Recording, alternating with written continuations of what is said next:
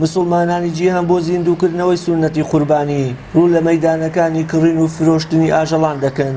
لە قەزای دەربەندی خانیش مەیدانی کڕینی ئاژەڵان گەرم و گوڕی و جوڵەی بەخۆ بینیوە، بەڵام فرۆشیاران هێشتا نیگەرانن و باس لەوە دەکەن بەراورد بە ساڵانی پێش قەیرانی دارایی ڕێژەی قوربانی و فرۆشی ئاژەڵان کەمی کردووە.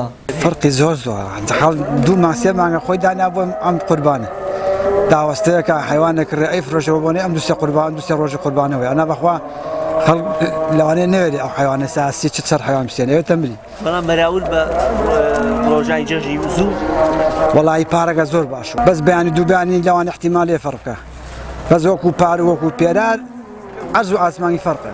مەویسە دوو لاخماورە نا ئەو مەکینا کەس نایەژێەوە چێنە و بازار نییە و بازار کزە و وەڵی بازار کزە ئیمڕۆت وڵاغ ساڵان باش و بەس ئیمساڵ ئەوە نەسیعر کزە و خەڵک نایەت مەعاش نییە و لە ئێران و وڵاغتێ و لە تورکیاوەتێ و لە سووریاوەتێ و یاڕۆی هێمە کەم قیمەتە.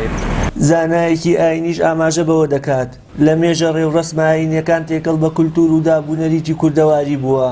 لە نێویشیاندا قوربانیکردن یەکێکە لەو مەراسیمانەی کە بە ناواخنی کولتوری کوردیدا ڕۆچووە. خوای پەروەردگار لە قورئانی پیرۆزە کاتێ باسی قوربانیمان بۆکە لە ئاەتێکا فەرمێ فەصەلی لێڕەبیکە وەنحەڕ. خوای پەروەردگار ئاگادارمانەکاتەوە کە ئێمە نوێژ بۆ خوا بکەین لەگەڵ قوربانی. لە مەزهەبی ئیمامی شافعی قوربانی سونەتە، بەڵام لە مەزهەبی ئیمامی ئەبوو حەنیفە قوربانی واجبە. بەڕا بۆمانە گێڕێتەوە کە سەحابەیەکی پێغەمبەری خوایە ئەفەرمێ گوێم لە پێغەمبەر بوو تاری ئەدا فەرمووی ئەوەڵ شتێک کە لە قوربانە ئێمە دەستمان پێکرد عیبادەت نوێژکردن بوو، دوو هەمیان بریتی بوو لە قوربانی. بۆیە ئەفەرمێ فمن فعل فقد أصاب سنتنا ئەوەی ئەم قوربانیە بکە لەگەڵ نوێژەکە ئەوە ڕێبازی ئیمانی ئێمەی ڕێبازی ئێمەی دەستکەوتووە. مەراسیمی قوربانی ئاژەڵان دەبێتە هۆی ئاوەدان بوونەوەی ئەو ماڵە هەژارانەی کە توانای دابینکردنی پێداویستیەکانی جەژنیان نییە و لە دوای نوێژی جەژنەوە دەست پێ دەکات و تا بانگی عەسری چوارەم ڕۆژی جەژن پرۆسەی قوربانیکردن بەردەوام دەبێت.